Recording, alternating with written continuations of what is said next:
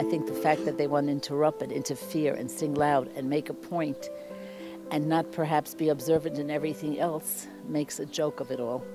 I feel very strongly that there is a place for davening, and the kotel is not the place to daven עם טליתים ועם kippot. It's extremely disturbing to me, and I would rather they have a place of their own, they do their own thing and not mingle with the people that feel uncomfortable around them.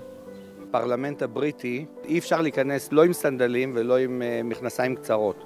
ופה בכותל המערבי הן שוברות, מנפצות את כל הנורמות שהיו פה אלפי שנים ומחללות את קדושת המקום. We have a tradition of how we're supposed to behave at the Kotel, and they want to do something different. At the same time, it's disturbing a little bit to the women and the men as well. You know, today my mother died 5 years ago, and today I remember her, and I couldn't pray because of them. That's one time a year for my mother, who's the lady.